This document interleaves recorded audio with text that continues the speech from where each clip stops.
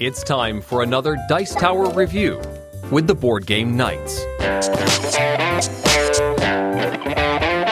Hi, welcome to the Board Game Knights. I'm Jessica James. I'm Christoph Schrader. And I'm Sam Gillespie. And today we'll be doing a review on Tzol'kin, the Mayan calendar. Tzol'kin is a 2 to 4 player worker placement game and is published by Rio Grande Games. And it is the best rotational-based centripetal worker placement game on the market today. What? Centripetal acceleration occurs when a force is applied on an object in a rotational manner, which means that an object will continue to rotate, and this is very important for a lot of rotational-based mechanics in physics. And all of that is completely irrelevant because this is a board game about rotating cogs to score points. Yeah. As you may have noticed, this game has a fantastic set of cogs which interlink and rotate that make up the main mechanic of this game.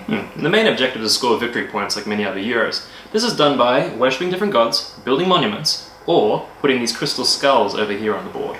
On your turn, you can either place or pick up your workers. You can place your workers on any of the 5 gears which have different abilities and things like that, but you need to place them down on the lowest possible position. The higher positions also incur a higher cost of corn. Yes, so corn is the primary resource, and if you place additional workers, you'll need to pay additional corn as well in one turn. So you need to balance those costs of where's the best way to spend your corn to place your workers. So instead of placing down your worker, you can then choose to remove them off a specific cog and resolve the effect as it applies at that time. Now, the interesting thing is that at the end of everyone's turn, once everyone has gone around and placed their workers or lifted up their workers, this cog will rotate once. One little notch, which means that everything then levels up. So things get more powerful or they change what they do. So you need to time your turns very carefully. Now let's have a look at the different wheels. Sam, board game? Oh, that makes a bit more sense. Yeah. Palanquin. Palanque. Palanque. Palanque allows you to harvest wood and corn. So when you move along and take your worker off Palanque, you'll notice that you take a wood token. This is what you have to do before you can start harvesting corn, which is below the wood tokens. Yaxchilla. Yakila. Yax Chilan. This one here. This one. Yeah. When you pick your workers up from this one here, allows you to get different resources, including crystal skulls, which you need for chicken pizza one. Tiki? Tikka. Chicken tikka. Tikal. The next wheel, Tikal, will allow you to advance on different technology trees, which will give you different benefits, or to build buildings, which give you a small buff, or monuments, which give you endgame points.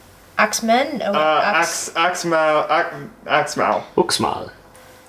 Now, Uxmal is one of the more varied cogs on the board. The first one is that you can spend 3 corn to move yourself up one on the god tracks, one of the god tracks.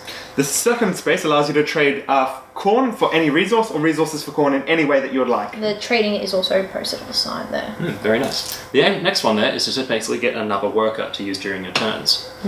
The one after that is that you can use 2 corn for any one resource when buying the buildings. So if you have one that costs 3, then you need 6 corn to be able to build it. And you must use only corn in that case. Yes, yeah. And then the last one is you can spend 1 corn to use any square on the board on any other cog except for chicken pizza.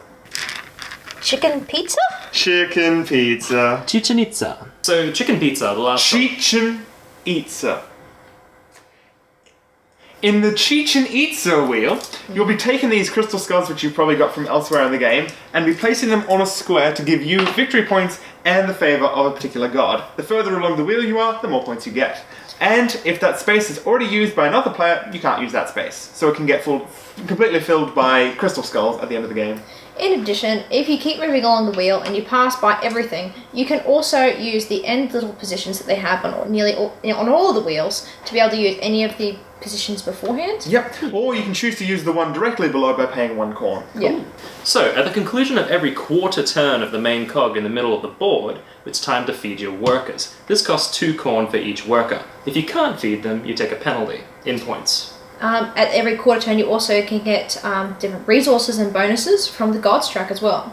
And once the wheel has made one full revolution, the game will end, and whoever has the most points at that point will win the game. Alright, starting off, probably with the basics, this is an awesome game with an awesome mechanic. Absolutely. I Yeah. mean, they've got this really cool cog spinning thing, and it's always a fun thing to just go... I know, and you'd think that it would be really, really dodgily and it slipped, you have to fix it. But no, it's actually really well done for the type of, No, it's the thing. Like with this game, when it first comes out on the table, of course it's a bit daunting, like normal big Euro game. There's a lot to learn. But then you see the cogs and they move, and it's like childish wonder fills you when you see this. It's just brilliant. It's really cool. Yeah. And the way that the worker placement adjusts each turn, it's changing. And you also, it does look daunting when you first look at it, but once you actually start, you don't really ever need to look at the rule book. It's very much self-explanatory. Once you get a hang of what the little symbols are, then you get a hang of what non-language the rest of the words. dependency. Pretty It's a typical Eurogame thing, but it really shows here nicely. Yeah, you're never really confused as to what each of them do. It's always pretty straightforward. And there's also that multiple path to victory. Do you go for the wheel for chicken pizza and get all the points? Or do you go for the monuments? Or do you go for the god strike? You can do a combination of all of them. The monuments usually give benefits depending on what you've done elsewhere in the game as well, so there's no right way to play that, really. Yeah, and you've also got things like you've only got limited number of skulls and also positions of skulls. So I have done one thing where I've grabbed like all the last of the skulls and just hoarded them. Because it meant that I'm the only one that's going to get the positions. That's a horrible thing to do. But that takes up a lot of turns to do that, and it doesn't actually give you any points. Yeah, So Exactly. pretty much. You only get points. Like I remember the first time I played this game, I watched Sam get a couple crystals and start placing them on these little mirrors. And It then makes you panic. it clicked for me. I was like, I gotta do that as well. So everyone started doing that, so I moved elsewhere. I just started filling up the lower rungs on the little crystal track here at Chichen Itza, and I got a lot of points for that. It was quite nice. Yeah. It's good. But you've got many different methods. As Christoph said, and Sam said, he basically moved off and did other things. You can move off and do other things. Like I prefer play with certain different tracks, and then you can also do the god thing, or you can do this and that. You're not limited by doing one thing. I really enjoyed how with the track over here, it's not detached from the main game in the way that you're getting, by doing this, you're not just getting points for each step you run up the ladder, you're also getting extra resources when we do the quarter turn around the board. Yeah. So it's benefiting you in many ways by doing that. Especially gold, because that's really expensive. Yes. Exactly. But the real thing that makes this a shining example of a worker placement in my mind is, a good worker placement has to be a good puzzle, so that every time you bring it out, you're sitting there going, now where do I go? What do I do at every point? Yes. And you don't ever get an optimized sense of everything, because what you do affects what everyone else does. It doesn't feel boring every time you pull it out. Exactly. Everyone can be doing a completely different strategy. Someone can be just grabbing skulls, someone can be building monuments, someone's going for the tracks over here, but everyone's really tight at the end of the game and close by, so it's a real tense finish in there. And this is one where I've played it so many times and I still make so many mistakes. Yes! Yeah. Oh no, I can't pick it up because I need to put something down! That tense moment where you figured out you put the wrong worker down like one turn out, and it stops you from scoring and winning the game. But before we go on any further, I think we should mention the starting resources. Oh yes, there's another really cool mechanic where at the start of the game you'll get 4 of these little random tokens that show different starting resources, and you'll choose 2 of them to be your starting resources, and that will be corn resources, god tracks, technology, buildings, essentially. So immediately everyone starts out with different things, so they're going to try and make the best of that to what they will. Exactly. So you choose and sort of focus down that strategy, Exactly. but it doesn't limit you in what your strategy is going to be, but it's always great with your starting off strategy, and it also means that the beginning game isn't slow, where you're sort of going, I need to get food. You've already got a direction. Or get starved. Yeah, exactly. Yeah. Yeah, it's very sweet in that respect. I really like that aspect of it, and I'd like to see more of it. In terms of downsides, I can't really think of too much aside from the fact that it is very brainy. So sometimes you do feel a bit like your brain's been crunched a little afterwards, which is fine. But that's fine. It's exactly what you do for a game like this. Yes. You want to play something a little bit heavier, a little bit more thoughtful. Yeah. First time I played this, I had a headache for the rest of the day. Yeah, it's like I'm just gonna go and not play. I really didn't. It took a few minutes to sit down, and I enjoyed it. I think it's because I said this when we were playing the game too, that I really just didn't think too much about what I was doing. I basically just went for it. I went for a place and then see what happens. Oh, that worked well. I'll do that again, or maybe change it a little bit. And you can do that. You can just sit down and do, cool, whatever. And I did pretty well. I didn't win, but I didn't come last. Yeah, Yes. it's a game that Yes. remains tight, and yeah, it's very good for that respect. You never feel out. You never feel like you've lost. Exactly. Yeah. Yeah. You don't sort of feel like you're completely lagging behind. Which is the sign of a good Euro, Yes. though, isn't it? Yeah. Oh, it's got lots of options, lots of ways to go about winning. It's a very Yeah. tight game in the end, and plus it's just gorgeous. Like a color everywhere. It's very pretty. Very and nice these components. these cogs are just cool. Yeah. There's no other word for it. They Yes. are just absolutely. We're the very bee's simple knees. people. We just like to. We're gonna do this way. This way.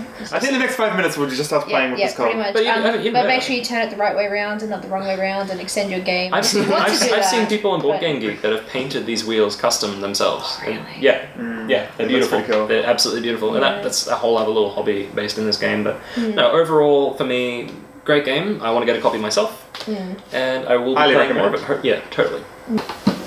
We hope you enjoyed our review of Tzol'kin, the Mayan calendar. We'll see you next time at the Board Game Nuts.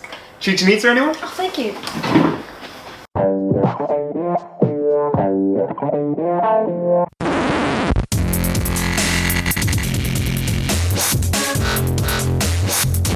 Yay! Do I get chocolate now? Thanks for watching our review today. For more information about board games, as well as the #1 board game audio podcast, check out Dicetower.com for reviews, interviews, and more. I'm Eric Summerer, and you've been watching The Dice Tower.